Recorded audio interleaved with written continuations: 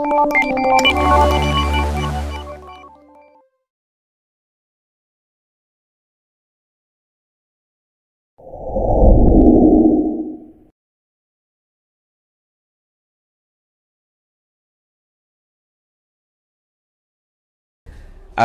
teman-teman, semangat sekali ya. Jadi kita sudah dapatkan pemahaman yang luar biasa. Ternyata kita bisa loh menyelamatkan keuangan kita, ya. Nggak melulu tentang bagaimana kita mendapatkan peluang yang baru, bisnis yang baru, gitu kan. Terus kemudian juga gaji yang baru. Nggak melulu tentang itu. Tapi bahkan yang paling penting di dalam keuangan itu ternyata balik lagi pencatatan. Kemarin kita ngobrol banyak hal tentang nyatet gitu kan. Nah, hari ini juga diingatkan gitu tentang pencatatan yang detail. Pak Nas, kita tuh ya banyak yang, ya saya yakin deh di sini banyak yang merasa berdosa, betul nggak berdosa nih? Ya. Kan ini bagian dari perisai juga, perisai rezeki kita ternyata abai, abai terhadap pengeluaran kita, ya. Makanya sebenarnya materi ini adalah lanjutan dari materi berjudul Jurus Kerangkeng Uang, ya. Jadi Jurus Kerangkeng Uang itu udah kita, wah gitu kan, kita benar-benar peres gitu kan, ya uang kita tuh. Udah tahu kan jurus kerangkeng uang? Yang belum, dengerin lagi di Telegram. Itu ada 10 jurus yang akan menyelamatkan uang kita.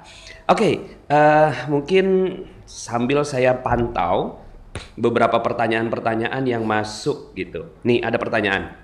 Gimana jika amanahnya udah terlanjur besar banget, asetnya kecil? Gimana triknya agar amanah ini bisa segera dikecilkan bahkan dihilangkan?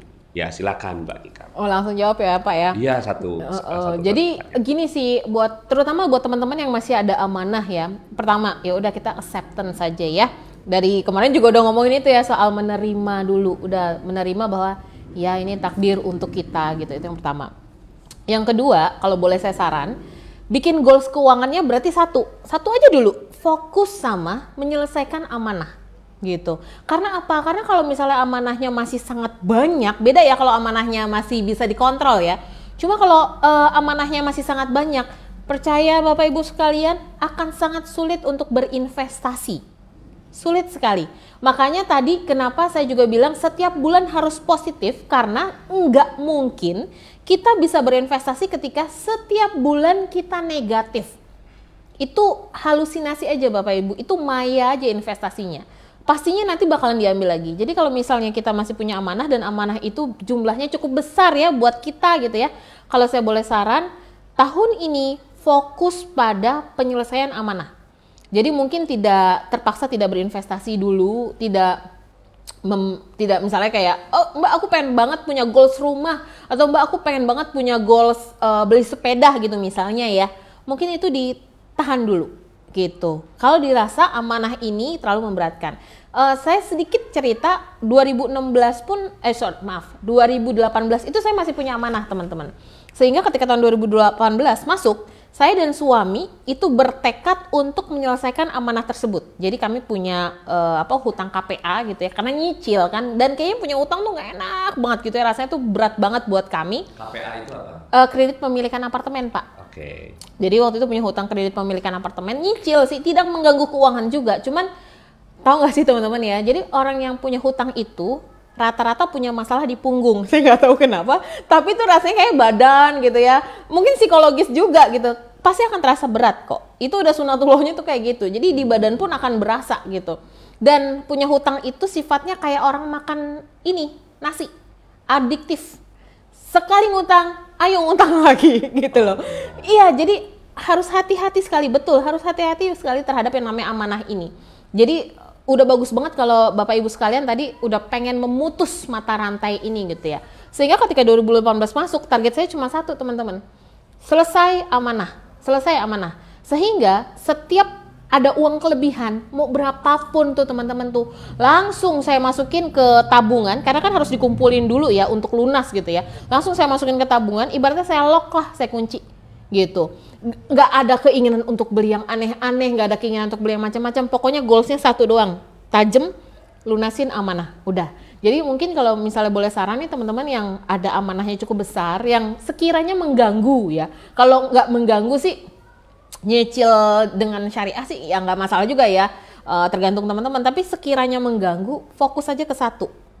Fokus ke satu, nggak usah pikirin aset, fokus aja ke satu. Nah, tapi tips berikutnya nih teman-teman. Kalau misalnya ada aset yang bisa dijual, itu sih sebenarnya bisa aja Pak. Bisa, silakan aja misalnya kayak mungkin punya aset-aset, mungkin di rumah ada laptop 2, 1 nggak kepake misalnya, udah jual aja. Buat apa? Buat fokus melunasi si amanah ini. Gitu. Atau misalnya nih Bapak Ibu mungkin punya ya tanda petik ya koleksi di rumah tuh kayak bajunya kebanyakan lah. Sebenarnya kan kita kayak pakai baju kan sebenarnya bajunya itu lagi ya, pada dasarnya tuh nggak terlalu banyak kok gitu ya. Kalau saya dengar AA Gim juga kayaknya nggak banyak-banyak amat, di lemari juga nggak perlu closet wardrobe gitu ya.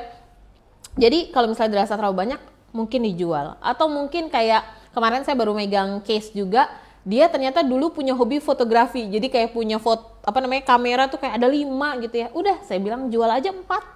Punya 1 aja. Jadi 4 lumayan bisa nambahin buat roda perekonomian rumah. Jadi kalau memang ada aset yang sekiranya bisa dijual untuk menambal atau ngurangin hutang tersebut, ya udah coba deh gitu. Jadi konsepnya seperti itu teman-teman. Fokus aja sama satu tujuan ya. Gak usah lihat kanan, gak usah lihat kiri. Sambil berdoa, sambil mempraktekkan ilmu magnet rezeki. Fokus untuk penyelesaian amanah tahun ini. Wow. Gitu. Fokus penyelesaian amanah. Jadi memang benar amanah itu kalau belum dibayar itu ya akan jadi beban ya gitu. Tapi ketika ini ada nih orang-orang yang bermental gitu ya, udah nabung pada saat mau dibayar gitu, itu ditahan gitu. Kan, Pak, karena ya itu tadi adiktif ya. Yes. Utang itu, amanah itu adiktif. So teman-teman semuanya, mudah-mudahan ini jadi pembelajaran yang sangat berharga. Bagi teman-teman yang belum subscribe dan baru saja menemukan channel ini, silahkan subscribe. Insya Allah Anda akan mendapatkan materi-materi yang terbaik dari channel ini.